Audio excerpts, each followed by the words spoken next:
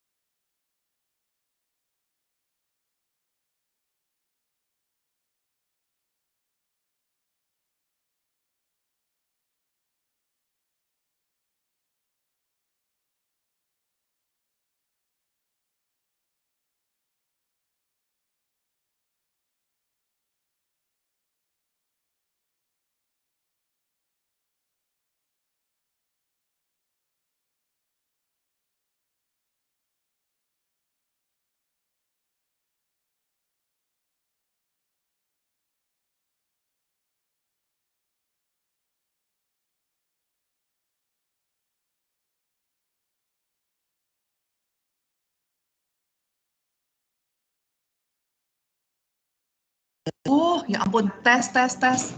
Kedengeran nggak? Tes. Terdengar, Bu. Oh, iya.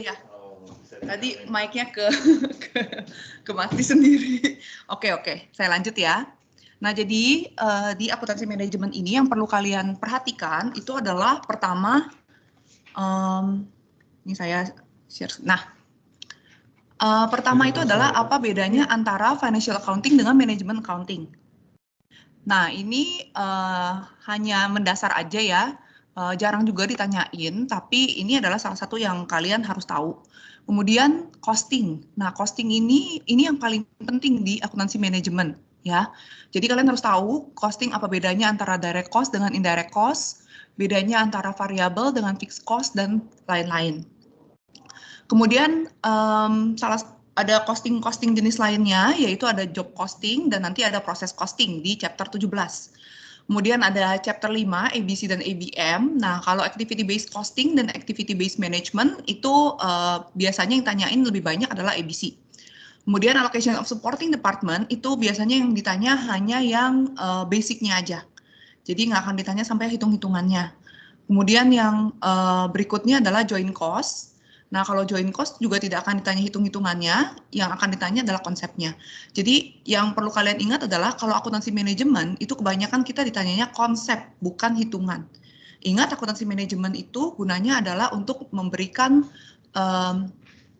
keputusan kepada manajer. Jadi, dengan adanya perhitungan yang kita lakukan, kita bisa mengambil keputusan gitu ya. Kita akan memberikan keputusan itu kepada manajer. Dan karena itu yang penting itu bukan hitungannya, tapi bagaimana keputusan manajer atas hitung-hitungan tersebut.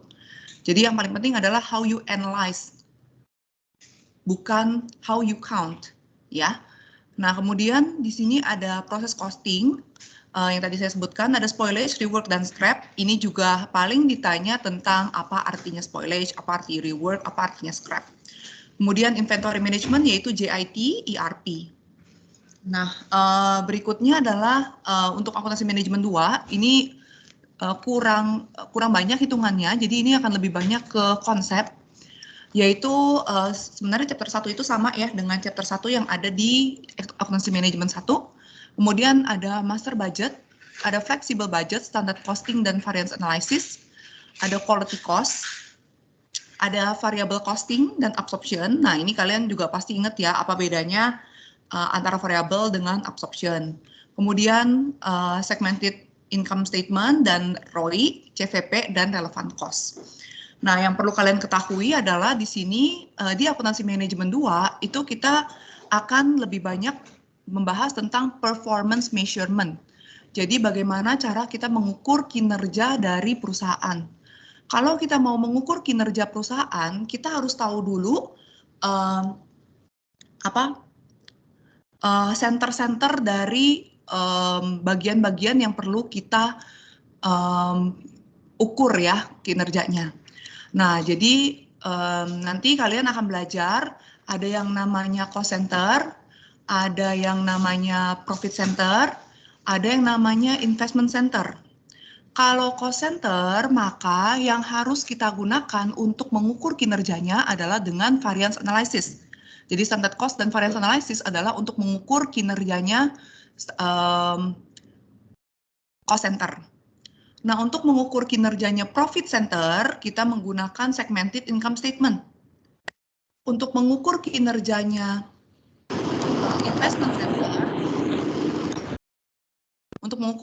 investment center, kita menggunakan ROI, EVA, dan teman-temannya, residual income dan sebagainya, ya. Nah, jadi itu yang harus kalian tahu dulu, basicnya. Kemudian kalian juga akan belajar tentang cost, volume, dan profit. Jadi di sini kalian akan belajar tentang break-even point, gimana caranya kita menghitung break-even point dalam bentuk dolar dan dalam bentuk unit, dan bagaimana itu bisa kita gunakan untuk mengambil keputusan. Nah, untuk CVP ini juga bisa digunakan untuk mengukur kinerjanya dari si investment center, ya. Dan terakhir adalah relevant cost, yaitu untuk mengambil keputusan apakah kita harus mengambil keputusan di antara make or buy, kemudian sell or process further, dan sebagainya. Oke, nah sekarang kita lanjut dulu ke akuntansi manajemen 1. Nah, ini adalah bedanya manajemen accounting dan financial accounting. Intinya adalah kalau manajemen accounting itu kita pakai data-data, bukan data-data tahun lalu, bukan data-data yang sudah lama, tapi data-data yang akan kita pakai untuk masa depan. Jadi kita pakainya projected, bukan historis, ya. Jadi seperti misalnya kita bikin budget, nah itu adalah manajemen accounting. Jadi kita akan lihat proyeksi ke depannya. Sedangkan kalau financial accounting kita menggunakan past oriented, ya. Jadi kita menggunakan laporan keuangan yang sudah terjadi. Jadi kejadiannya sudah selesai dan kita akan melaporkan hal tersebut. Kenapa kita menggunakan future oriented atau kenapa kita menggunakan budget yang akan yang belum terjadi?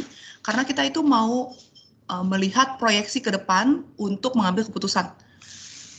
Karena data-data tahun lalu, data-data yang sudah lama itu sudah obsolete, tidak bisa kita gunakan untuk mengukur kinerja yang akan ada di masa depan. Jadi kita harus menggunakan proyeksi. Nah, memang proyeksinya itu bisa kita ambil dari rata-rata tahun lalu, atau kita bisa lihat dari kejadian masa lalu, ya. Tapi tetap kita harus menggunakan future oriented, ya.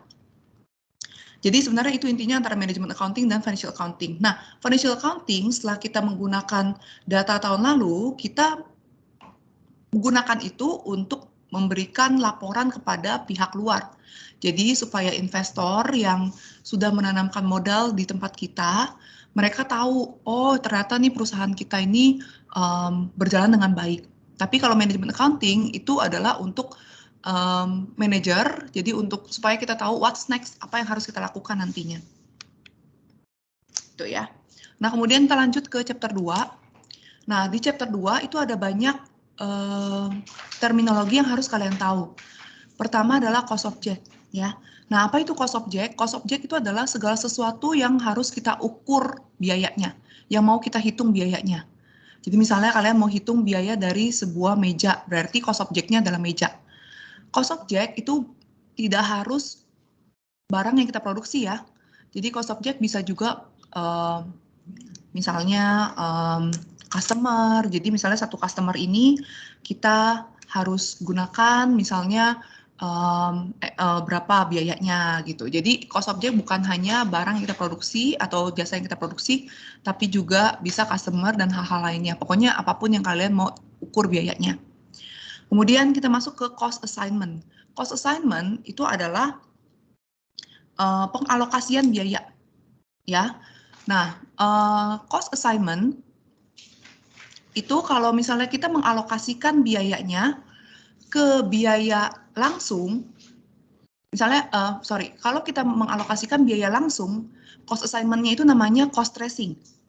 Ya, cost assignment itu kan pengalokasian biaya, ya, pembagian biaya. Jadi misalnya gini, kalian punya total biaya untuk 1 tahun ini 500.000.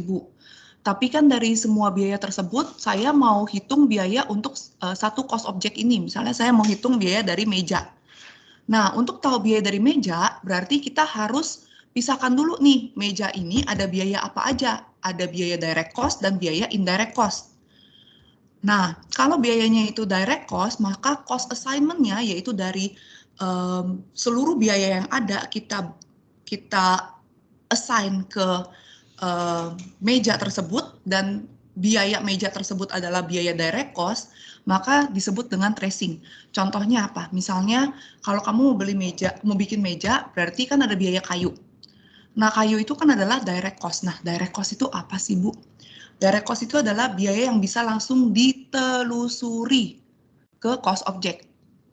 Ya, bisa langsung ditelusuri ke cost object. Jadi bukan biaya yang berhubungan langsung ya. Kalau kalian jawab begitu pasti salah.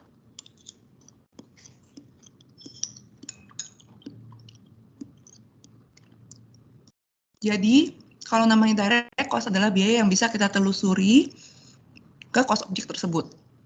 Karena kenapa? Karena suatu perusahaan itu nggak mungkin hanya memproduksi satu jenis barang.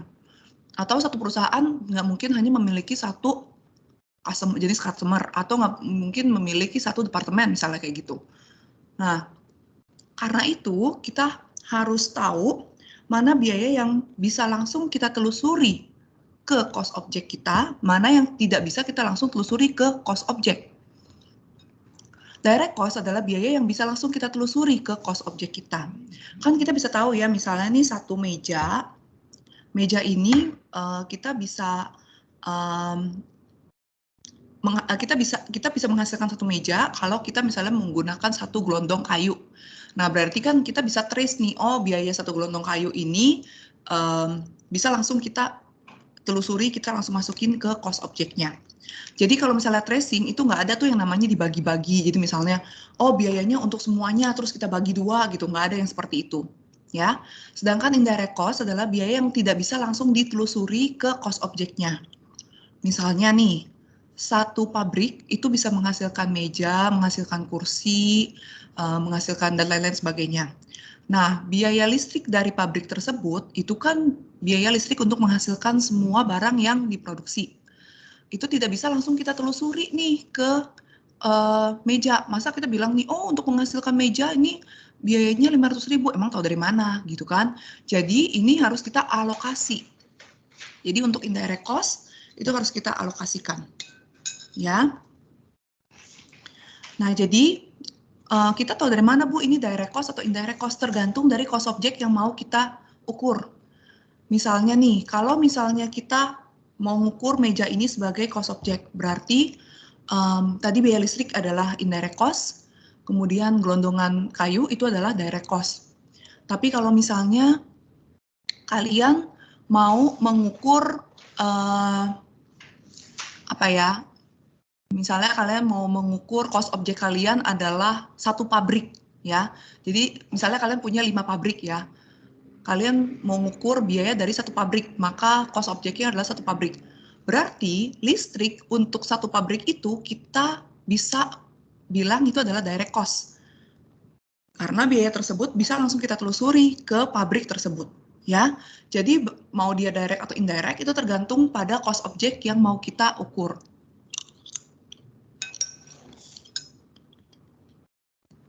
Oke, kemudian kita akan lanjut. Sebenarnya biaya indirect itu bisa menjadi biaya direct. Tergantung sama apa nih? Tergantung pada pertama, apakah dia material atau tidak. Kalau biayanya itu material, maka kita akan usahakan biaya tersebut untuk menjadi biaya direct. Jadi bagaimanapun caranya kita bisa menjadikan biaya tersebut menjadi biaya direct. Tapi kalau misalnya memang biaya tersebut tidak material, untuk apa kita capek-capek menjadikan biaya tersebut menjadi biaya direct?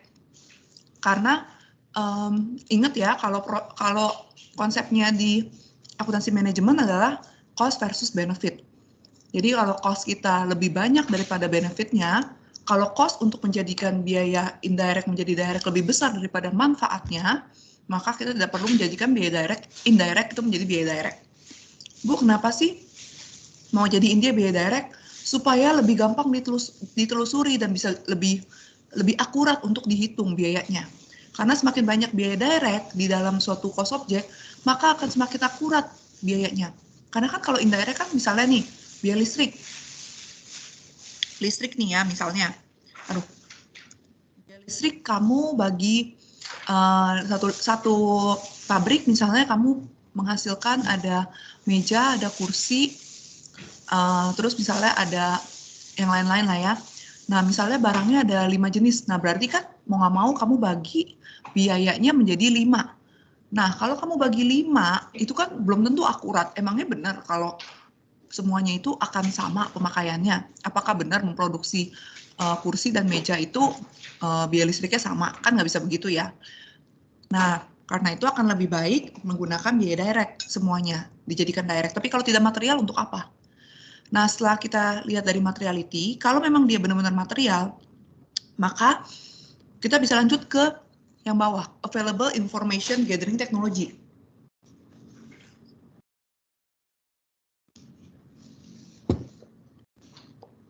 Apa sih contohnya available information gathering technology? Contohnya adalah barcode. Jadi misalnya kamu, ketika kamu mau memproduksi satu meja, kamu taruh barcode di semua biaya, semua barang-barang yang kamu pakai gitu ya.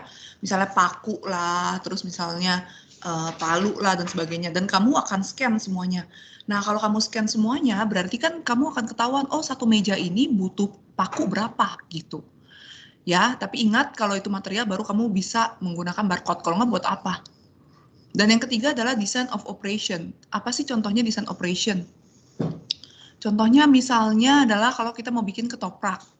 Nah, kalau kamu bikin ketoprak, kamu beli di jalanan, si abangnya itu kan ngambil bihun seenaknya, seambil tangannya dia aja kan. Jadi dia nggak tahu nih, oh satu piring tuh bihunnya berapa, togenya berapa kilo. Nah, kalau misalnya si abangnya itu pakai timbangan, maka dia bisa masukin nih, oh saya timbang nih, pokoknya satu piring 5 kilo. Nah, itu kan berarti kita bisa bilang, oh berarti satu ketoprak itu pakai bihun 5 kilo, contoh aja ya, 5 kilo gitu. Jadi itu akan menjadikan biaya bihun itu menjadi direct cost gitu ya. Nah, itu adalah bagaimana kita menjadikan biaya direct menjadi indirect menjadi direct. Oke, nah itu adalah untuk direct dan indirect cost ya. Berikutnya kita akan masuk ke cost driver. Nah, cost driver itu apa sih? A variable such as the level of activity or volume that causally affects cost over a given time span. Jadi maksudnya adalah apa sih pemicu biayanya? Apa sih yang bikin biayanya itu makin bertambah? Ya. Nah, dari sini kita akan tahu yang namanya cost behavior pattern, yaitu fixed cost dan variable cost. Nah, apa bedanya antara fixed cost dengan variable cost? Kalau fixed cost, ya, meningkatnya cost driver tidak akan meningkatkan fixed cost, jadi dia akan tetap sama. Ya, sedangkan kalau variable cost, meningkatnya cost driver akan meningkatkan variable cost. Dan yang perlu kalian ingat adalah kita ada dua jenis biaya, biaya satuan dan biaya total. Kalau fixed cost, biaya totalnya tetap, tapi biaya satuannya itu bervariasi. Contohnya misalnya ya, kita sewa gedung. Sewa gedung itu biayanya 1 tahun 24 juta. Berarti kan setiap tahun apapun yang terjadi, misalnya cost driver kita adalah banyaknya barang yang kita produksi ya. Apapun yang terjadi, sebanyak apapun barang yang kita produksi, maka gudangnya akan tetap sama, harganya 12 juta setahun. Tapi kalau kita bagi, misalnya, oh kalau gitu saya mau tahu dong satu barang itu biayanya berapa gitu kan ya. Berarti kamu harus hitung nih 1 tahun kita memproduksi berapa, misalnya 12.000. Nah berarti 12 juta biayanya dibagi 12.000. Nah kalau misalnya kita produksinya 10.000, berarti 12 juta dibagi 10.000. Jadi biaya per unitnya itu bervariasi. Lain halnya dengan variable cost. Kalau variable cost, biaya per unitnya itu konstan, tapi biaya totalnya itu akan berubah-ubah. Jadi misalnya kalau variable cost, contohnya ya, misalnya biaya kayu untuk meja ya. Satu kayu itu kita butuh biaya 15.000. Kalau kita produksi 15 kayu, berarti kita kali 15 kan, berarti 15.000 kali 15. Gitu ya, jadi biaya totalnya berubah, tapi biaya satuannya sama. Oke. Tapi fixed cost itu tidak selamanya tetap ya. Jadi ada yang namanya relevant range. Relevant range itu adalah range normal activity di mana di luar relevant range tersebut, maka fixed cost akan menjadi variable cost. Contohnya gimana? Contohnya misalnya yang tadi ya, yang kita sewa gedung.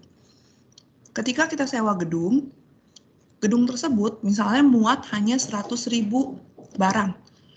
Jadi dari 0 sampai 100.000, maka biaya gedung tersebut adalah 12 juta. Tapi di atas 100.000, misalnya 100.001 aja, maka kita harus sewa lagi nih gedung yang satu lagi atau gudang satu lagi. Berarti relevan range kita adalah 0 sampai 100.000. Nah, 100.001 kita harus sewa lagi. Jadi fixed cost-nya menjadi variabel karena adanya kenaikan 1 unit barang. Karena kita udah nggak cukup, nggak muat. Gitu ya, itu namanya relevant range. Jadi, kalau ditanya apakah fixed cost selamanya fixed cost, itu tidak ya. Karena dia bisa menjadi variable cost. Nah, kita bisa lihat nih ya, bisa ada gabungan antara variable cost dengan direct cost, fixed cost dengan direct cost, dan indirect cost. Nah, direct cost dan indirect cost adalah assignment of cost to cost object. Sedangkan cost behavior pattern itu adalah yang variable cost dengan fixed cost. Nah, ini saya akan kasih tahu ya, pokoknya kalau variable dan fixed kan itu tergantung pada cost driver. Kalau direct sama indirect tergantung pada cost object. Ini contohnya adalah direct cost-nya, cost object-nya adalah BMW yang diproduksi. Nah, BMW yang diproduksi, kita tahu ya kalau satu BMW itu bisa butuh 4 ban ya, sama satu cadangan dia jadi 5 ya. Nah, jadi 5 ban. Nah, 5 ban tersebut, berarti kita tahu nih pokoknya satu BMW pasti 5 ban. Nah, jadi itu namanya direct cost kan ya. Nah, untuk variabel, nah kita tahu kalau misalnya semakin banyak BMW yang kita produksi, maka ban yang kita gunakan akan semakin banyak, jadi biayanya akan semakin besar. Nah, sekarang kita coba lihat yang direct cost tapi fixed cost. Nah, sama ya, cost objeknya semua sama, yaitu BMW yang diproduksi. Biaya langsung, itu adalah yang langsung bisa ditelusuri ya. Misalnya, gaji dari supervisor BMW. Nah, kenapa ini disebut dengan direct cost? Karena supervisor ini hanya bekerja untuk BMW, tidak bekerja untuk barang-barang yang lain. Jadi ini kita bisa sebut dengan namanya direct cost. Tapi ini fix. Kenapa fix? Karena semakin banyak BMW, maka gajinya akan tetap sama, segitu-gitu aja supervisornya. Ya, oke. Nah, kemudian kita lanjut ke indirect yang variabel. Nah, yang indirect variable contohnya adalah yang tadi ya, biaya listrik. Kalau misalnya kita banyak memproduksi bukan hanya BMW, maka biaya listrik itu tidak bisa langsung kita telusuri ke BMW. Tapi semakin banyak BMW yang kita produksi, maka biayanya akan semakin besar dong listriknya. Jadi dia indirect tapi dia variable. Nah, indirect yang fixed cost misalnya adalah biaya sewa gedung.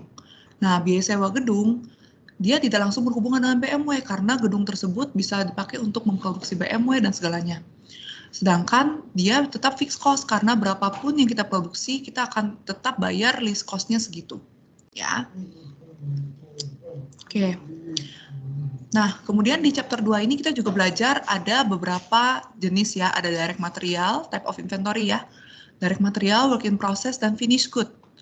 Nah, direct material adalah bahan baku, work in process adalah barang setengah jadi, barang jadi itu adalah finished goods.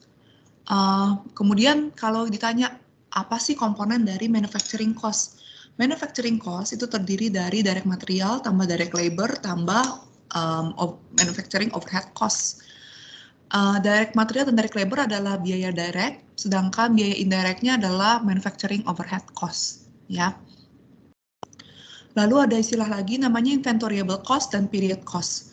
Inventoriable cost itu adalah biaya yang ketika terjadi itu tidak kita anggap sebagai expense, tapi kita masukkan dulu sebagai inventory, dan ketika kita sudah menggunakannya atau ketika kita sudah menjualnya, maka itu akan menjadi expense.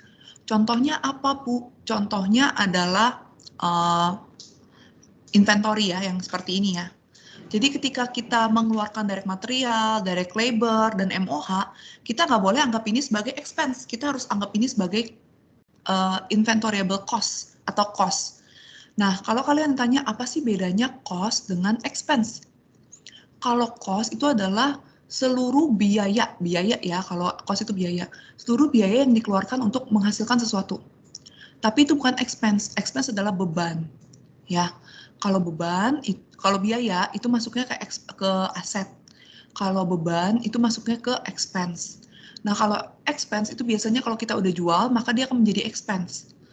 Jadi inventory ketika kita sedang dalam proses produksi, dan ketika kita menggunakan direct material, direct labor, dan MOH ini dalam proses produksi, maka ketiga biaya ini akan menjadi biaya inventoriable cost. Ya, jadi dia akan masuk ke aset dulu, menjadi work in process ya kalau misalnya dia masih dalam proses, atau finished good kalau dia belum dijual.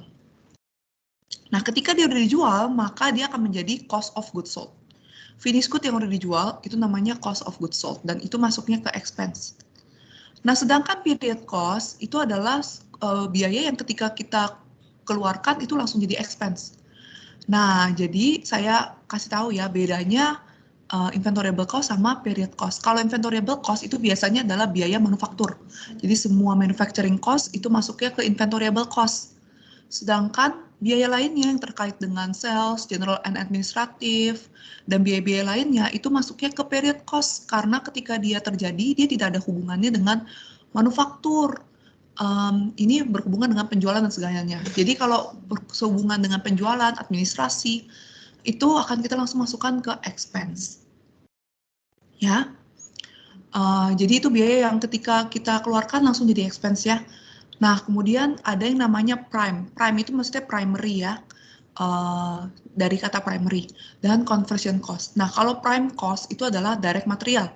Jadi, prime cost adalah biaya pokok yang kita gunakan untuk menghasilkan sesuatu, menghasilkan produk kita. Nah, prime cost itu adalah direct material.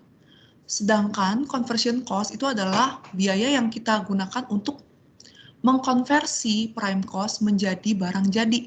Jadi conversion cost adalah direct labor dan manufacturing overhead. Ya, istilah-istilah ini kalian harus ingat dan harus dipelajari. Nah, ini adalah flow-nya ya. Ini harus kalian pelajari ya. Jadi pertama, ketika kalian membeli direct material, maka akan dimasukkan ke direct material inventory. Direct material inventory ditambah dengan beginning inventory itu kan menjadi direct material yang kita miliki. Nah, untuk tahu berapa direct material yang kita gunakan, maka kita harus kurangin dengan ending inventory.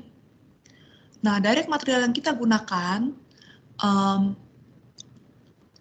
itu nanti akan ditambahkan dengan direct labor dan ditambahkan dengan direct manufacturing dengan manufacturing overhead cost, itu menjadi work in process inventory. Nah, work in process inventory ini berarti masih setengah jadi. Ini kan masih setengah jadi ya. Untuk tahu berapa yang sudah selesai, berarti kita coba tambahkan dulu dengan beginning WIP. Berarti kan ini total WIP yang kita miliki. Nah, kita kurangin dengan ending WIP untuk tahu berapa yang sudah selesai.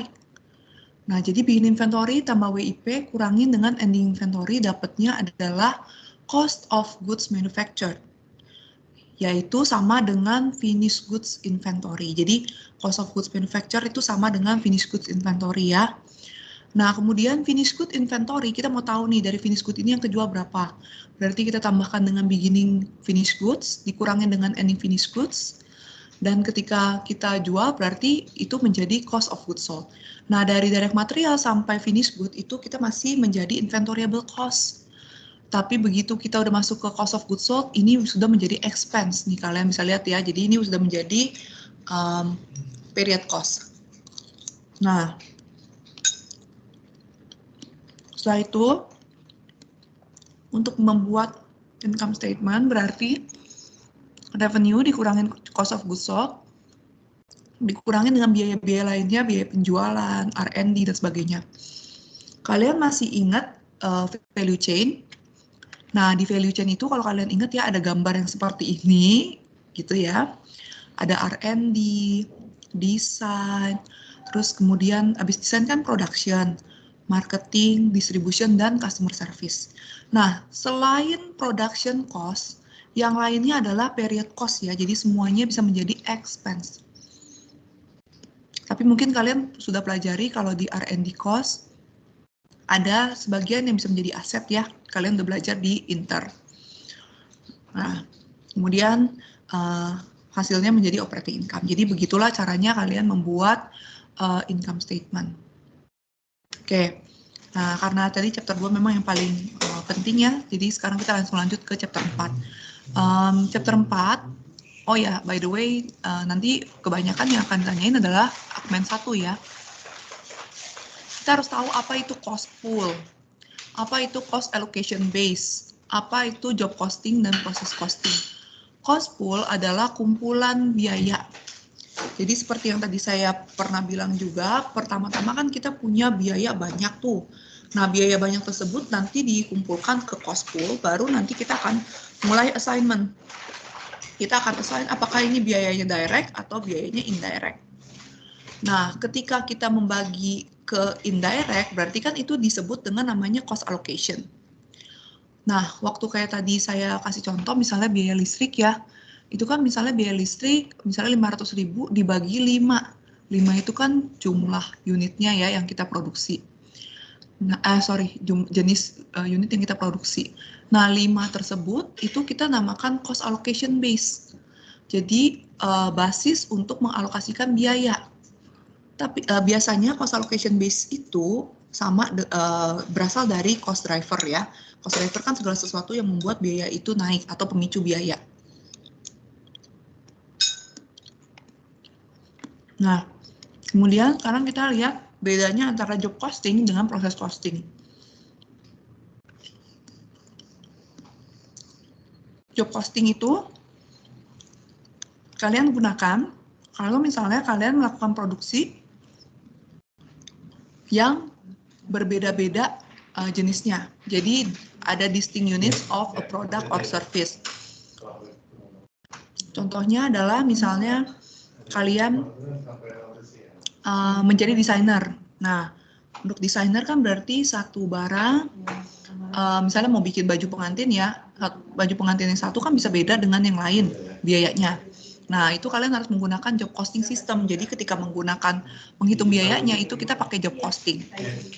Ingat ya, kalau job costing itu bukan berarti barang yang kita hasilkan itu hanya satu unit. Bisa aja misalnya kalian membuat sepatu lukis. Sepatu lukisnya kalian hasilkan misalnya ada pesanan 10 unit. Nah, itu juga menjadi job costing system. Karena satu batch itu 10 unit, itu akan sama. Kemudian batch yang lain, misalnya lukisannya lukisan misalnya Lee Min Ho gitu ya. Terus yang kedua mau sepatu lukisannya misalnya Shin Hye Sun gitu kan. Nah, itu tuh beda-beda antara batch satu dengan batch lainnya. Nah, itu juga disebut dengan job costing system. Jadi bukan unitnya yang berbeda, bukan unitnya satu-satu ya, tapi pesanannya ya. Misalnya pesanannya berbeda-beda, mau berapapun yang diproduksi. Nah, kemudian kalau proses costing itu kalian memproduksinya massal. Seperti misalnya kalian produksi aqua. Itu kan sama semua ya, nggak ada aqua yang beda sendiri gitu. Jadi semuanya itu sama. Nah, kalau misalnya kalian menggunakan job costing system berarti setiap job, setiap pekerjaan itu harus kalian hitung direct material, direct labor, dan MOH-nya secara terpisah. Jadi ketika kalian menggunakan job costing system, kalian harus ngitung DM, DL, MOH-nya terpisah. Nah, yang perlu kalian ingat adalah ketika kita menggunakan job costing, kita kan menggunakan, kita harus ada yang namanya MOH ya, Manufacturing Overhead Cost. Nah, Manufacturing Overhead Cost atau biaya tidak langsung, itu biasanya kita akan tahu di akhir tahun. Kayak misalnya listrik gitu ya, itu kan kita akan tahunya di akhir tahun, kita nggak tahu sekarang. Nah, karena itu ketika kita mau charge ke pelanggan kita yang mungkin sudah selesai sebelum akhir tahun, maka kita harus buat budget. Ya, jadi kita tidak bisa menggunakan actual cost, tapi kita harus menggunakan namanya budgeted cost, ya. Karena itu job costing itu menggunakan namanya normal costing, bukan actual costing. Kalau normal costing itu berarti untuk direct cost itu kita menggunakan actual cost, ya. Untuk indirect cost kita menggunakan budgeted rate, ya. Kalau actual quantity-nya kan kita udah tahu. Misalnya kita pakai, oh untuk listrik nih saya pakainya misalnya untuk barang ini 500 gitu ya. Tapi saya nggak tahu rate-nya berapa karena di akhir tahun siapa tahu kan PLN naikin biayanya. Nah jadi kita pakai budgeted. Tapi kalau untuk direct cost-nya semuanya pakai yang actual ya. Ingat ya yang budgeted itu hanya yang rate-nya saja. Ini kita lagi ngomongin tentang job costing. Ini saya udah jelasin ya. Kalau actual costing itu semuanya pakai actual, normal costing, indirect cost-nya pakai budgeted cost. Nah, ini saya akan kasih lihat ya gimana alurnya. Jadi pertama-tama kalau kalian diminta untuk buat jurnal, pertama-tama misalnya kita melakukan pembelian atas direct dan indirect material. Pembelian atas direct dan indirect material itu tidak dipisah. Jadi jurnalnya adalah material control di debit, pada kreditnya adalah bisa cash atau accounts payable ya. Kalau misalnya kita belinya pakai kredit, berarti kita pakainya accounts payable. Jadi material pada accounts payable. Kemudian ketika kita menggunakan direct material yang digunakan itu akan langsung kita masukkan ke work in process. Nih kalian lihat ya. Jadi kalau untuk material, kalau untuk direct cost itu langsung kita masukin ke work in process. Jadi jurnalnya work in process di debit, kemudian di kreditnya adalah material control. Nah, kalau kalian perhatikan ada direct cost sama indirect material dengan indirect material. Untuk direct material kita langsung masukin ke work in process, sedangkan untuk yang indirect material kita masukkan ke manufacturing overhead control. Ya. Jadi untuk yang indirect kita akan masukkan ke MOH control dulu. Nah, setelah itu misalnya kita membayar direct labor dan indirect labor ya. Kalau namanya labor kan tidak ada yang kita beli ya, pasti kita langsung gunakan. Jadi yang kita gunakan berarti langsung nih, kalau labor kita masukin ke work in process 39.000 pada cash, kemudian yang indirect kita langsung masukin ke manufacturing overhead control. Nah, kemudian kalau ada MOH dari departemen yang lain, maka akan masuk ke MOH control. Kemudian di sini ya 75.000. Kemudian misalnya dia keluarin cash 57.000. Kemudian ada lagi misalnya depresiasi ya, berarti kan accumulated depreciation control. Ingat ya, ketika kita ada di sini semua biaya-biaya, semua beban-beban misalnya beban depresiasi, beban apa, semua beban-beban yang terkait dengan manufaktur, proses manufaktur atau proses produksi, itu harus kalian masukkan ke entah WIP atau MOH control. Kalau biayanya adalah biaya tidak langsung atau overhead, berarti kita masukkan ke MOH control. Kalau biaya langsung kita masukkan ke WIP. Jadi jangan masukin depreciation expense ya. Kalau kamu masukin expense berarti itu menjadi period cost. Ya, jadi ingat masukin dulu ke MOH control. Kemudian kita misalnya yang kelima, kita mau mengalokasikan manufacturing overhead karena tadi kan semuanya masih masuk ke MOH control. Sekarang kita mau mengalokasikan dari MOH control ini ke WIP karena kan ujung-ujungnya semuanya harus masuk WIP. Nah, masalahnya yang masuk ke MOH control ini adalah actual cost. Ini saya kasih lihat ya, ini kan yang benar-benar terjadi. Sedangkan actual cost-nya kan belum selesai, harus tunggu sampai akhir tahun. Berarti kita harus punya satu akun lagi, bukan MOH control, tapi satu akun lagi untuk mengalokasikan budgeted cost ke work in process control. Itu yang kita sebut dengan namanya manufacturing overhead allocated. Ya, jadi kalau kalian lihat di sini dia memiliki saldo awal di kredit. Jadi 80.000 di kredit dan kita masukkan WIP sebesar 80.000. Ini juga berdasarkan perkiraan ya. Nah, jadi setelah dari WIP kita akan masuk ke finish good, berarti finish good di debit, WIP di kredit. Jadi masih ada sisa WIP yang belum jadi finish good. Nah, kemudian dari finish good kita akan jual dan ternyata bisa terjual 180.000 dan itu akan masuk ke cost of goods sold. Jadi 180.000 cost of goods sold di debit, finish good di kredit. Ya. Dan kemudian kita akan lakukan penjualan 270.000, berarti cash, dia account receivable ya, account receivable pada revenue. Kemudian ada biaya-biaya lainnya, yaitu marketing dan customer service cost yang tidak berhubungan dengan produksi, itu masuknya ke expense pada nanti kita masukin ke cash ya. Jadi ini masuk nih, 60.000. Ya, jadi itu alurnya ya. Jadi ingat kalau misalnya yang indirect masuk ke MOH control, kemudian yang direct masuk ke WIP control. Nanti di akhir setelah semuanya selesai, maka kita akan melakukan adjustment dari MOH control ke MOH allocated ya. Jadi nanti MOH allocatednya di debit kita hapus, MOH control di kredit, dan nanti kelebihannya akan masuk ke cost of goods sold gitu ya. Oke, sekarang kita masuk ke chapter 5. Chapter 5 adalah tentang activity based costing.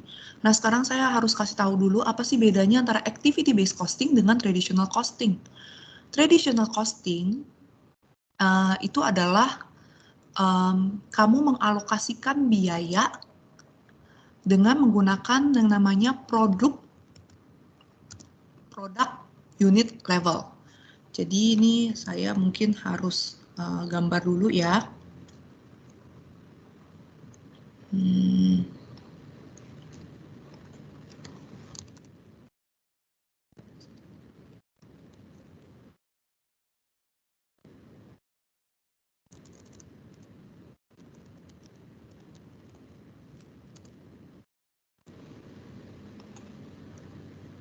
Nah, ini ya teman-teman.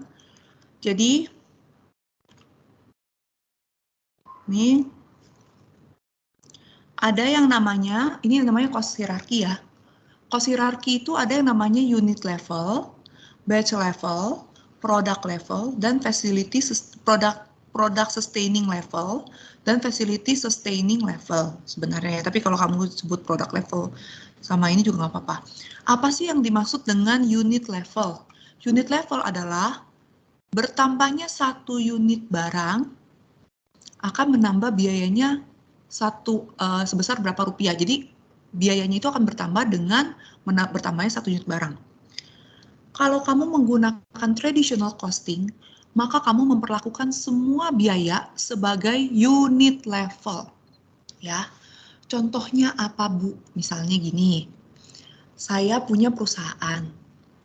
Perusahaan saya itu ada menghasilkan meja.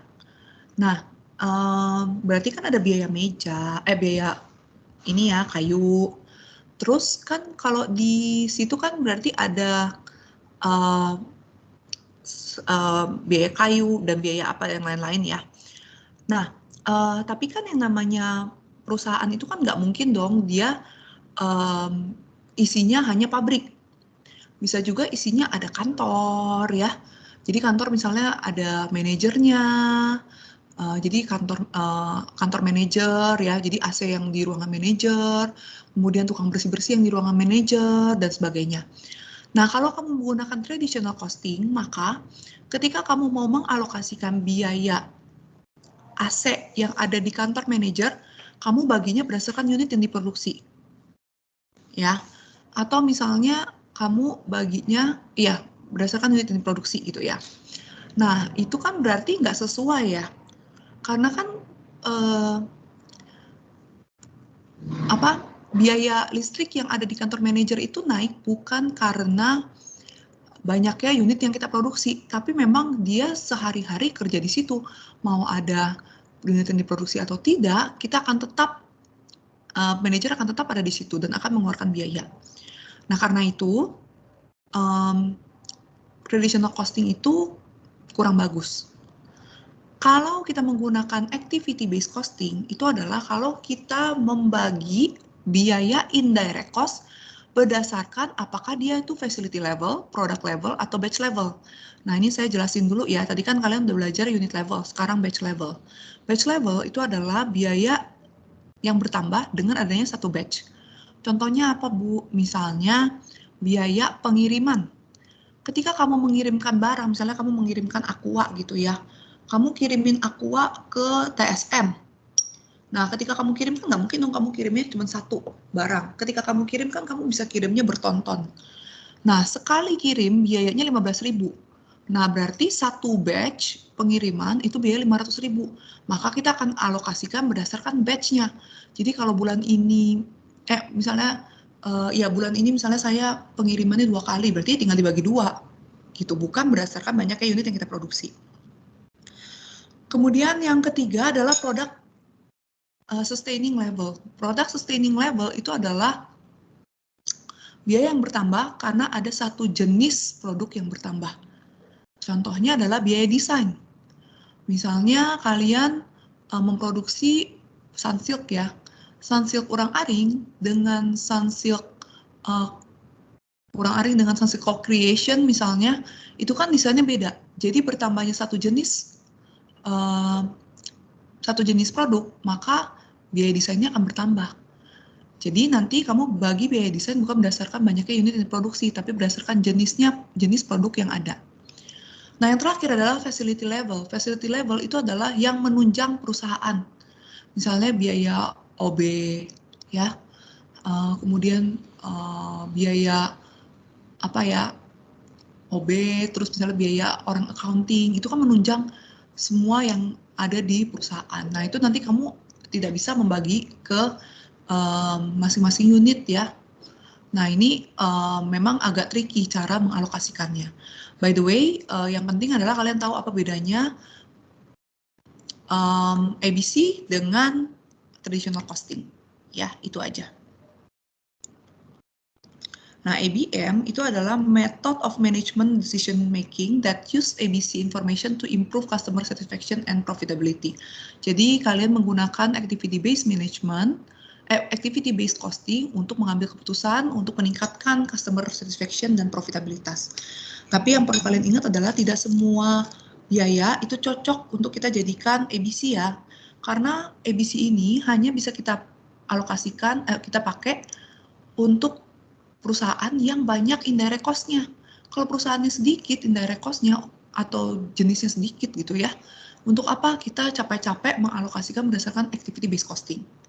Ya, jadi menjadikan dari traditional costing menjadi activity based costing itu pun perlu biaya labor yang mikirinnya dan sebagainya ya. Jadi ingat kalian menggunakan apapun itu berdasarkan cost and benefit ya. Oke, kemudian kita masuk ke chapter 15 yaitu allocation of supporting department. Nah, untuk mengalokasikan supporting department ya, jadi kita mengalokasikan dari supporting ke operating, itu kita harus tahu dulu jenis-jenis kapasitas. Nah, saya akan mencontohkan dari speedometer ya. Misalnya speedometer itu maksimal 180. Berarti maksimal kapasitas secara teori yang bisa kita jalani itu adalah 180. Itu namanya theoretical capacity. Tapi kan nggak mungkin dong yang namanya kita bawa motor, kita bawanya 180 itu nggak mungkin. Kita lihat nih orang yang paling hebat nih, misalnya pembalap motor gitu ya, Valentino Rossi gitu. Nah, dia tuh biasa paling maksimumnya itu berapa sih dia bawa motor? Itu namanya practical capacity. Nah, normal capacity itu adalah biasanya nih kita bisa maksimal produksi itu berapa. Itu namanya normal capacity. Kalau budgeted capacity, yang kita budgetkan untuk tahun ini atau tahun depan, itu berapa kapasitas yang mau kita pakai. Dan actual capacity adalah yang benar-benar kita gunakan. Jadi kapasitas ini adalah untuk mengukur apakah kita itu sudah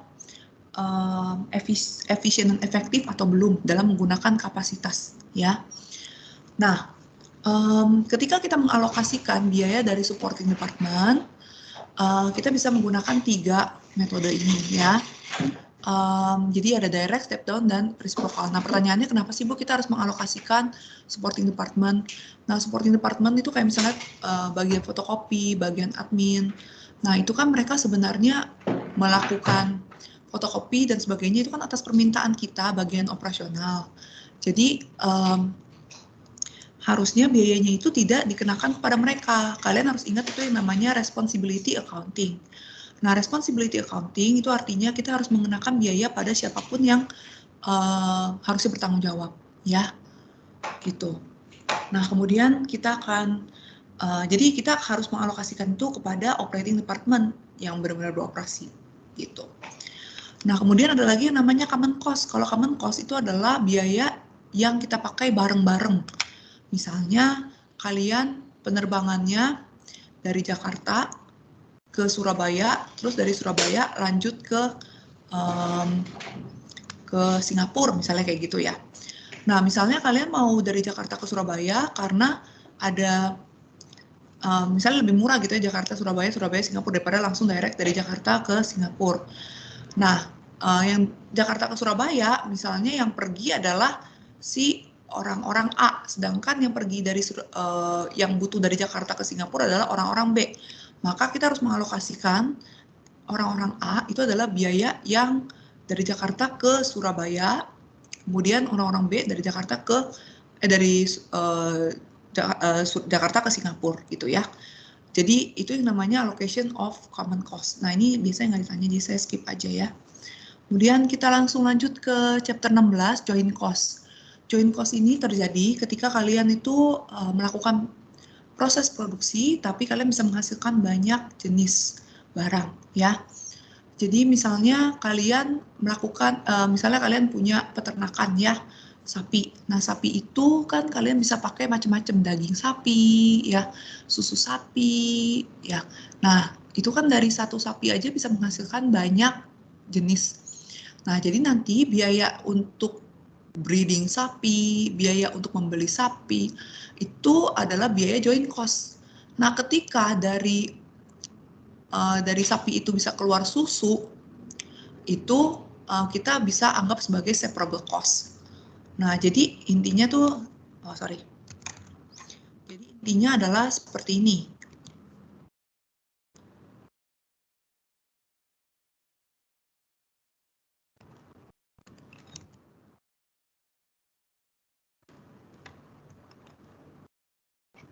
Nah, misalnya,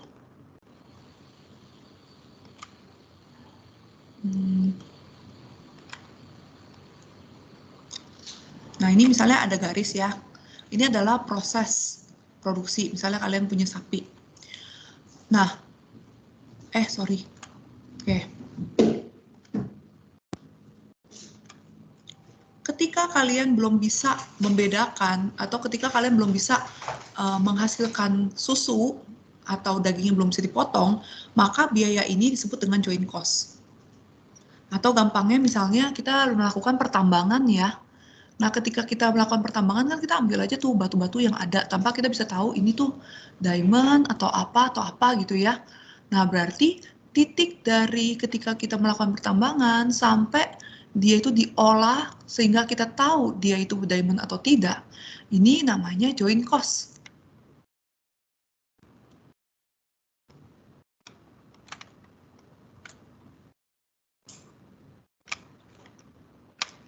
Joint cost. Nah, ini joint cost ya. Nah, ini titik ini itu namanya kita sebut dengan split off point.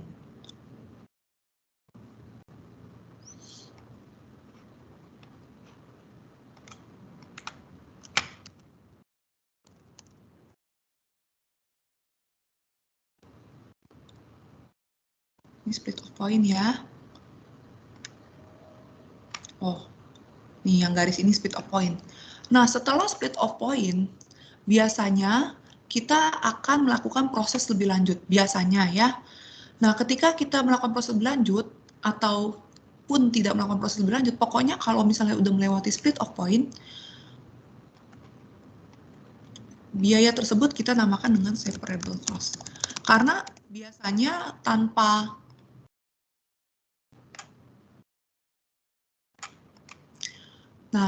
tuh tanpa separable cost pun barang ini udah bisa dijual. Misalnya kita jadiin, oh ini emas nih, emas, oke, kita udah bisa jual emas nih.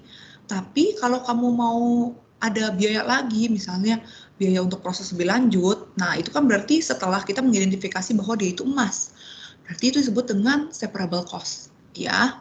Jadi separable cost itu setelah titik split off point. Oke. Nah, ada 3 jenis produk, ada yang namanya main product, joint product, dan by product. Ini tergantung pada harga jualnya. Kalau main product adalah produk yang harga jualnya paling tinggi. Kalau by product adalah produk yang harga jualnya paling rendah, dan ini harus jomplang ya. Kalau biayanya harga jualnya itu mirip-mirip, maka produk tersebut kita sebut dengan namanya joint product. Ya, misalnya kamu punya 3 jenis barang ya yang kamu produksi. Terus yang satu harganya 50. Yang ada 2 lagi harganya 20 sama 25. Nah, 20 sama 25 itu kita sebut dengan joint products. 50 ini kita sebut dengan main product. Atau sebaliknya, misalnya yang satu ini harganya cuma 5. Berarti yang 5 itu kita sebut dengan namanya by product. Nah, kalau main product dan by product itu cara pengalokasiannya adalah dengan production method versus sales method. Kalau pengalokasian joint product, ya ini namanya joint cost nih, maka kita bisa pakai yang 4 cara ini, sales value at split off, physical measure, NRV, dan constant gross margin. Oke, sekarang kita masuk ke proses costing. Nah, apa bedanya? Kalau proses costing kan tadi saya bilang kalau kita membuat produk secara massal. Nah, karena dia buat produk secara massal, maka tidak ada perbedaan antara satu produk dengan produk lainnya. Berarti DMDL MOH-nya sama semua. Yang menjadi masalah adalah kalau di proses costing, itu kita harus melewati berbagai proses produksi atau berbagai departemen ya.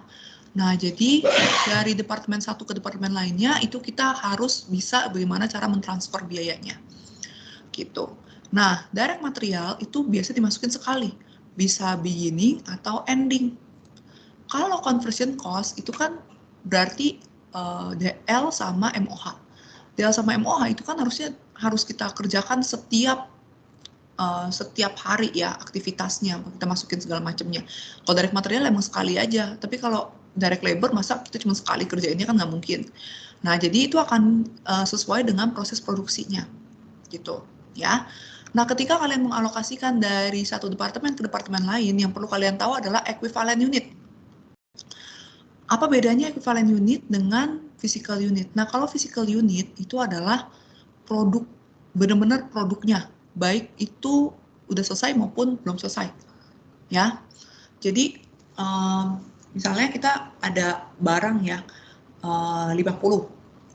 Nah, 50 ini, ya udah dia bilang, pokoknya barang kamu 50, mau selesai nggak selesai, pokoknya semuanya totalnya 50. Nah, kalau equivalent unit tuh enggak. Kalau equivalent unit itu cuman hitung berapa persen dari 50 ini yang sudah selesai. Gitu. Nah, itu namanya equivalent unit. Makanya kalian nanti akan kalikan dengan percentage of completion dan segala macamnya. Nah, cara kita mengalokasikan biaya ini ke departemen berikutnya itu adalah dengan rumus ini. Jadi, work in process beginning ditambah dengan cost di periode tersebut itu harus sama dengan completed and transfer out. Completed berarti yang udah selesai dan dikirim, ditambah dengan work in process ending. Jadi kalau yang belum selesai ya masuknya ke work in process ending ya. Oke, nah lanjut ke chapter 18, itu tentang spoilage, rework, dan scrap. Ini kalian harus bedain apa bedanya spoilage, rework, dan scrap, dan juga normal abnormal. Kalau spoilage itu berarti ada yang tidak memenuhi spesifikasi ya. Jadi tidak memenuhi spesifikasi, bukan rusak. Misalnya Indomie, kalian bungkus kecapnya kalian 2. Nah, itu namanya juga udah spoilage tuh, karena nggak memenuhi spesifikasi. Kan kecap harusnya cuma 1 gitu ya. Rework adalah produksi yang tadinya nggak memenuhi spesifikasi, terus diperbaiki lagi. Nah, itu namanya rework. Nah, kalau scrap itu adalah material residu. Misalnya kalian ada kertas gini, kotak. Terus kalian bikin cetakan bulat. Nah, sisa-sisa pinggir-pinggirnya itu namanya scrap.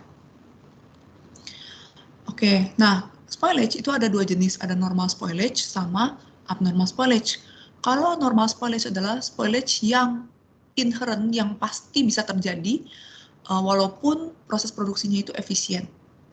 Kalau abnormal spoilage itu adalah spoilage yang tidak akan terjadi kalau proses produksinya itu efisien. Nah, cara bedakan normal sama abnormal itu bukan dari kesalahan manusia ya. Ini saya kasih contoh, misalnya saya produksi tanggal 5. Nah, tanggal 5 itu ternyata mati lampu. Jadi ada beberapa barang yang lagi proses produksi tiba-tiba di tengah-tengah mati lampu kan rusak. Nah, kalau misalnya seperti itu kan berarti seperti tidak disengaja. Kita juga nggak tahu kapan mati lampu. Walaupun proses produksinya efisien, tapi itu tidak bisa dihindari. Nah, itu namanya normal spoilage. Nah, beda halnya kalau misalnya kalian udah dapat laporan sebelumnya dari PLN, udah dikasih kertas, nanti besok jam 9 sampai jam 10 akan ada pemadaman listrik gitu ya. Nah, itu kan berarti kalian udah tahu dong bakal ada pemadaman listrik. Kenapa kalian masih produksi jam segitu? Berarti itu namanya abnormal spoilage. Jadi tergantung pada circumstances-nya, ya. Seperti itu. Oke, kemudian kita masuk ke chapter 20. Nah, ini adalah inventory management ya. Jadi bagaimana cara kalian untuk memaksimalkan,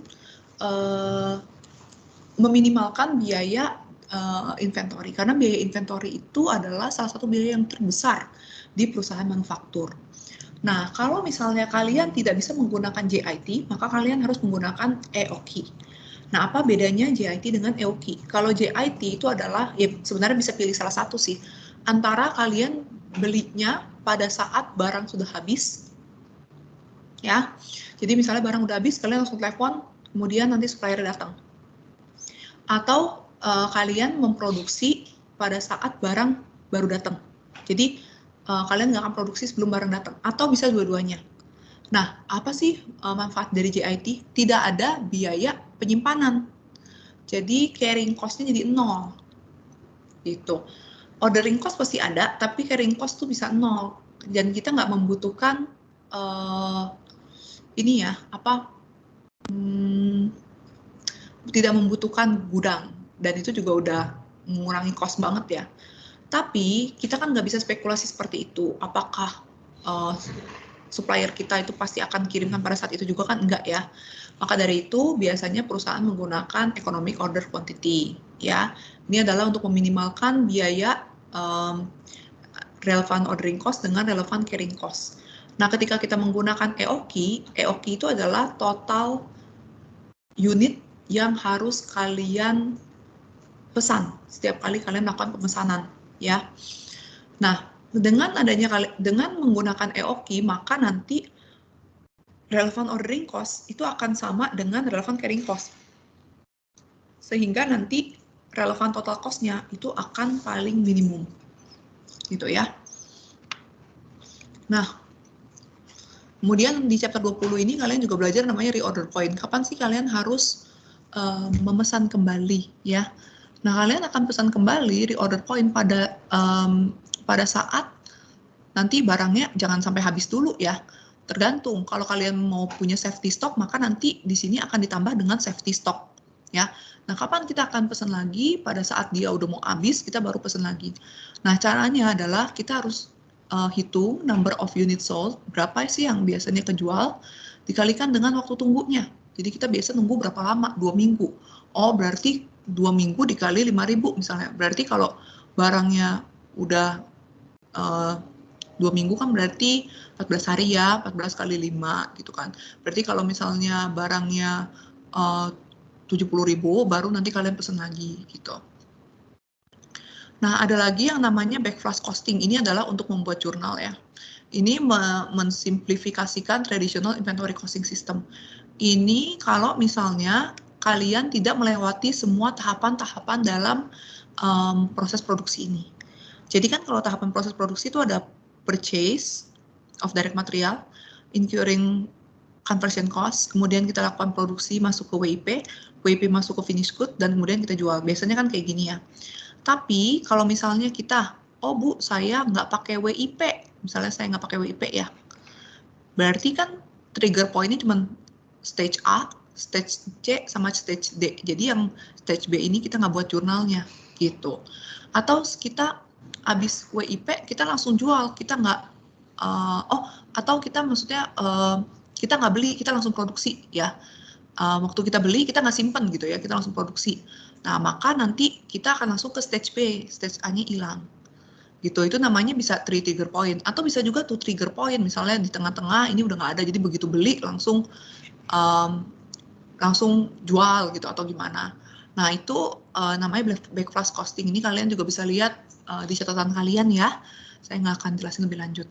Oke, sekarang kita masuk ke akuntansi manajemen 2 ya, waktu kita tinggal setengah jam. Kita akan langsung masuk ke chapter 10 yaitu master budgeting. Nah, ketika kita mau bikin master budget, kita mau bikin budgeting, pertama-tama kita harus tahu dulu berapa yang mau kita jual. Oke? Nah, berapa yang mau kita jual itu namanya sales budget. Nah, setelah kita tahu berapa yang kita jual, maka kita bisa tahu nih berapa yang kita produksi, tergantung sama barang-barang kita itu sisanya ada berapa. Ending WIP kita itu ada berapa, ya. Nah, kemudian dari kita tahu berapa yang kita produksi, baru kita bisa tahu nih kita butuh direct material berapa, direct labor berapa, manufacturing overhead berapa. Oke. Nah, setelah tahu berapa direct material, direct labor, dan manufacturing overhead, maka nanti semua biaya-biaya tersebut, keluarannya semua akan kita masukin ke cash budget. Selain produksi kan ada biaya lainnya ya, selling and administrative itu juga harus masukin ke cash budget. Sales budget itu juga masukin ke cash budget. Nah, nanti di cash budget kalian juga udah belajar ya. Kita bikin kira-kira kita harus proyeksi pinjamannya berapa. Jadi dari sini baru kita bisa bikin budgeted income statement dan balance sheet. Ingat ya, dari produksi kita juga akan menghasilkan ending inventory budget. Oke. Nah, langsung saya lanjut ke chapter 11, apa sih bedanya static dan flexible budget. Kalau static budget itu ketika kita bikin budget di awal, mungkin di tahun sebelumnya ya, untuk tahun depan, kita nggak ubah-ubah lagi. Sedangkan kalau flexible budget, ketika kita buat di tahun lalu, kita tetap akan ubah terus sesuai dengan keadaan pada saat tersebut. Nah, karena itu, sekarang ini perusahaan lebih menggunakan flexible budget karena kita kan di era VUCA ya, jadi akan terus berubah. Nah, kemudian dari sini kita belajar juga ada namanya flexible budget variance ya. Kita belajar ada yang namanya activity variance dan spending variance. Nah, variance itu kita akan bandingkan antara budget dengan actual ya. Jadi activity-nya berapa, spending-nya berapa. Jadi kita bisa tahu nih, ini gara-gara aktivitas atau gara-gara spending. Kalau misalnya variance gara-gara aktivitas, that's good. Tapi kalau karena spending, itu berarti kita tidak efisien. Gitu. Oke, kita lanjut ke chapter 12. Nah, ini chapter 12 kita belajar tentang standard costing. Standard costing itu adalah perusahaan tuh biasanya udah membuat yang namanya biaya standar dulu. Karena seperti yang saya bilang sebelumnya tuh ya, direct material sama direct labor oke lah, nggak ada masalah. Tapi kalau overhead cost, itu biasanya kita harus tunggu sampai di akhir tahun. Sedangkan kita tuh tidak bisa menunggu costing sampai begitu lama. Makanya biasanya kita bisa menggunakan namanya standard costing. Bisa kita menggunakan budgeted cost, tapi itu biasanya untuk job costing ya. Kalau job costing itu biasanya perusahaannya nggak gede, jadi mereka nggak ada yang standar-standar seperti ini. Nah, standard costing biasanya untuk perusahaan besar. Jadi kita menggunakan standard costing. nanti sunk costing ini kita akan bandingkan dengan aktualnya. Jadi setiap kali setiap tahun, kalian akan menggunakan sunk costing dan dibandingkan dengan aktual. Direct material, untuk variance direct material ada price variance dan quantity variance, direct labor, variable overhead, dan fixed overhead. Nah, dari sini seperti yang saya bilang tadi, kita bisa lihat bagaimana kinerjanya cost center. Ya, ingat ya, responsibility center itu ada cost center, ada profit center, dan ada investment center. Jadi untuk mengukur kinerjanya dia cost center itu menggunakan variance. Oke, ini tambahan quality cost. Jadi apa sih biaya yang kita gunakan untuk meningkatkan kualitas? Jadi ada biaya penanggulangan, ya, ada prevention dan appraisal, dan ada biaya setelah failure tersebut terjadi, yaitu internal dan eksternal. Prevention cost itu adalah biasanya sebelum kita melakukan proses produksi. Ya, jadi kita lakukan inspeksi atas semua yang terjadi, misalnya barang-barang yang datang, kemudian kita melakukan pelatihan, itu namanya prevention cost. Nah, appraisal cost itu biasanya udah mulai proses produksi, tapi biasanya barangnya itu belum defect, ya. Nah, ini namanya inspection cost karena kita melakukan inspeksi atas atas proses produksi, ya. Beda dengan prevention. Kalau prevention itu kita mengecek barang-barangnya sebelum masuk proses produksi. Kalau appraisal setelah masuk proses produksi. Nah, ketika udah selesai, maka kita cek kan, oh ternyata ini ada yang rusak. Nah, proses pengecekan barang yang rusak itu sebelum diberikan kepada customer itu namanya internal failure cost. Dan setelah diberikan kepada customer, itu namanya external failure. Contohnya ada customer yang nuntut gitu ya. Ini kok barangnya nggak bisa dipakai gitu kan. Nah, itu external failure ya. Nah, kita akan mengutamakan biaya yang lebih besar itu di prevention dan appraisal. Supaya internal failure dan external failure-nya itu tidak besar dan menghindari image kita yang jelek di mata customer. Nah, ini adalah contoh dari prevention cost, appraisal, internal, dan eksternal. Kalian bisa lihat di buku ya. Oke, kemudian nih chapter 5, kita akan buat namanya income statement. Nah, income statement ini kita harus lihat perbedaannya antara variable income statement dengan absorption income statement. Gitu.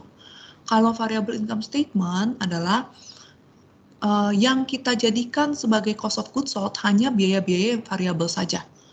Biaya yang fix itu tidak dianggap sebagai biaya cost of goods sold, biaya manufaktur. Gitu. Sedangkan kalau absorption costing seperti biasa yang kita pakai, maka biaya yang fix sama variabel tetap digabung, tapi kalau misalnya biaya-biaya yang tidak berhubungan dengan produksi itu tetap kita keluarin, bukan menjadi bagian dari COGS. Nah, apa sih bedanya nanti antara absorption costing dengan variable costing? Absorption costing itu nanti bisa bikin profitnya itu kelihatan lebih gede, ya, karena kan kalau kalian lihat di sini ya, kalau misalnya unit yang diproduksi lebih banyak daripada yang kita jual, maka nanti absorption costing net operating income lebih besar daripada variable costing net operating income. Coba kalau unit yang diproduksi lebih banyak daripada yang dijual, berarti kan itu hal yang tidak bagus ya. Nah, kalau misalnya hal yang tidak bagus, tapi membuat income statement-nya itu kelihatannya bagus, itu kan tidak bisa dijadikan patokan untuk mengambil keputusan. Karena itu, biasanya absorption costing itu digunakan hanya untuk pihak eksternal. Karena memang ini kan yang disarankan oleh PSAK. Sedangkan variable costing itu kita gunakan untuk internal. Ya, jadi variable costing income statement itu kita gunakan di internal.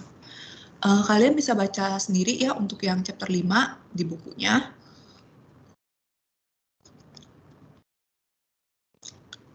Oke. Sekarang kita akan masuk ke segmented reporting. Segmented reporting seperti yang saya bilang itu adalah untuk mengukur kinerja dari profit center. Nah, segmented reporting itu kita harus bedakan antara traceable fixed cost dengan common fixed cost. Kalau traceable fixed cost itu adalah biaya fix yang bisa ditelusuri ke masing-masing departemen, ya, masing-masing profit center. Sedangkan kalau common fixed cost itu tidak bisa ditelusuri ke masing-masing departemen. Jadi kalau kita mau mengukur kinerja dari suatu departemen, kita harus lihat yang traceable fixed cost, ya. Nah, segmented reporting itu menggunakan variable costing. Oke, lanjut. Kita masuk ke cost, volume, and profit, ya, untuk menghitung BEP. Kapan sih kita akan uang kita atau investasi kita akan kembali, gitu ya. Nah, ini sebenarnya kalian tinggal baca aja.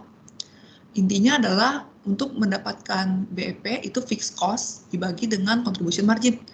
Contribution margin itu apa, Bu? Contribution margin adalah sales dikurangin dengan variable cost, ya. Oke. Nah, seperti yang tadi saya bilang ya, cost center, profit center, dan investment center. Nah, untuk investment center, kita bisa mengukur ROI, atau ROA, atau residual income, atau EVA, ya. Nah, ini adalah untuk mengukur apakah investasi kita itu menghasilkan atau tidak. Nah, ini kalian bisa baca-baca sendiri, ya. Yang paling penting kalian tahu bagaimana caranya kita menghitung ROI atau yang lain sebagainya untuk menilai kinerja dari si investment center. Ini kalau kalian lihat ROI itu rumusnya adalah income dibagi dengan aset. Ini harusnya ROA sih, ROI, ROA lah, boleh lah, ya. Nah, kalau kita mau ngukur kinerja kita pakai ROA. Kalau orang luar mengukur kinerja kita itu pakai ROE, ya. Jadi ingat ya, kalau kita tuh pakainya ROA dibagi dengan average operating asset. Kalian juga pasti udah belajar ya tentang ROA, ROE. Oke, kemudian ada namanya transfer pricing. Transfer pricing itu adalah biaya yang disepakati atas jual beli sesama perusahaan yang berhubungan atau sister company, ya. Nah, di sini kalau kita lihat transfer pricing itu bisa terjadi kalau misalnya dia lebih besar daripada variable cost per unit ditambah dengan contribution margin on lost sales karena kita nggak jual ke orang lain dibagi dengan number of unit transfer, ya. Oke. Dan yang terakhir itu ada yang namanya relevant cost, irrelevant cost, sunk cost, dan opportunity cost. Ini untuk apa? Untuk memastikan dan untuk mengambil keputusan atas apapun yang kita kerjakan, ya. Pertama kita harus tahu dulu, di antara misalnya kita ada dua alternatif, ya. Di antara dua alternatif ini misalnya mana yang lebih menguntungkan. Nah, kalau kalian mau membandingkan antara dua ini berarti harus yang benar-benar membedakan antara alternatif 1 dengan alternatif 2. Itu namanya relevant cost. Kalau irrelevant cost itu yang tidak membedakan antara alternatif 1 dengan alternatif yang kedua. Kalau sunk cost itu adalah cost yang udah terjadi, udah usang. Nah, kalau cost yang udah terjadi, itu kita masukin ke irrelevant cost, karena itu udah terjadi dan itu nggak akan bisa membedakan antara opportunity yang satu dengan opportunity yang berikutnya. Nah, kemudian ada lagi opportunity cost. Opportunity cost itu adalah biaya yang kita keluarkan karena kita tidak mendapatkan sesuatu yang harusnya kita dapatkan. Contohnya misalnya kamu sekolah, kuliah. Padahal kalau kamu nggak kuliah, kamu bisa kerja. Kamu kuliah, kamu bayar misalnya 15 juta. Padahal kalau kamu kerja, kamu nggak usah bayar. Kamu malah dapat duit. Nah, opportunity cost-nya itu adalah 15 juta ditambah dengan nanti kamu harusnya bayarnya berapa. Kamu harusnya dapat berapa. Kalau 15 jutanya itu sudah dibayar di awal, berarti itu menjadi sunk cost, ya. Tapi kalau kamu belum bayar, berarti itu menjadi opportunity cost.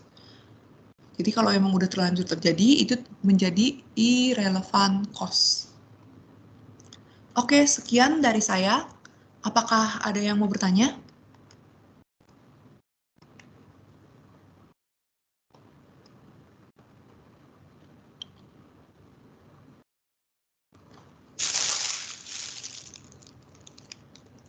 Oke, tidak ada.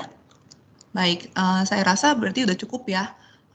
Untuk detailnya nanti kalian bisa baca sendiri dari catatan kalian sebelum nanti kalian masuk atau kalian ujian ya. Good luck untuk ujiannya. Jangan dilupakan apa yang saya ajari, didengarkan terus. Siapa tahu nanti saya menguji kalian atau dosen-dosen lain akan menanyakan akuntansi manajemen ke kalian ya. Baik, terima kasih teman-teman semua. Saya mohon izin pamit. Selamat. Oh ya. Ini siapa yang bertanya? Iren? Bu, saya mau nanya. Ya. Kira-kira di sidang bakal gunain jurnal gitu nggak ya? Tergantung ya. Kalau misalnya akuntansi manajemen jarang sih keluar jurnal. Yang keluar jurnal biasanya sih kayak Inter gitu. Atau akuntansi dasar. Oke, makasih. Kalau Akmen mungkin kalau ditanya jurnal pun juga yang tadi saya jelasin tuh yang ada alur-alur. Ini jurnalnya apa? Karena saya juga pernah nanya yang seperti itu. Misalnya nih di awal waktu kita beli direct material jurnalnya apa gitu ya. Nah itu kalian harus inget tuh kalau kalian beli direct material kan ini ngomongin apa nih akuntansi manajemen. Oh berarti material kontrol pada cash gitu. Terus kalian mesti bisa bedain gitu ya. Ini pertanyaannya ini pertanyaan apa? Karena kalau misalnya kalian pakai di intermediate kan jurnalnya bukan material kontrol pada cash. Kalian jurnalnya inventory pada cash gitu kan. Nah, jadi seperti itu. Oke, ada lagi yang mau tanya? Satu lagi saran saya, ini kan saya hanya memberitahukan secara garis besar ya.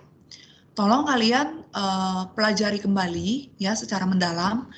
Tapi yang kalian pelajari itu konsep ya. Ingat kalau akuntansi manajemen it's all about konsep. Jadi kalian tolong belajar konsepnya. Bukan lebih ke hafalan. Ya kalau hafalan sih ya itu masalah lain lah ya, bukan masalahnya akuntansi manajemen. Tapi kalau akuntansi manajemen kalian harus belajar konsepnya karena yang akan lebih ditanya itu adalah konsep. Seperti misalnya tadi ya, apa sih bedanya antara activity based costing dengan traditional costing? Nah, itu kalian harus bisa jelasin kayak gitu ya. Oke, baik, ada lagi yang mau bertanya?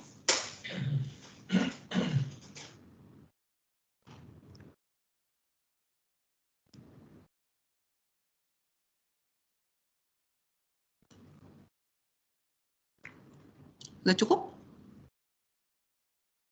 Oke, kalau misalnya memang tidak ada pertanyaan, good luck untuk ujiannya nanti. Jangan lupa belajar untuk kompre itu dari jauh-jauh hari. Jangan H-1, H-2, H-3 ya. Karena banyak sekali yang harus kalian pelajari. Oke, dan juga skripsi harus kalian kuasai dulu, baru kalian bisa lanjut untuk kompre. Ya, sekian dari saya. Apabila saya ada salah kata, saya mohon maaf. Terima kasih dan selamat pagi. Terima kasih. Pagi, Bu. Terima kasih, Bu. Pagi, terima kasih, Bu. Makasih.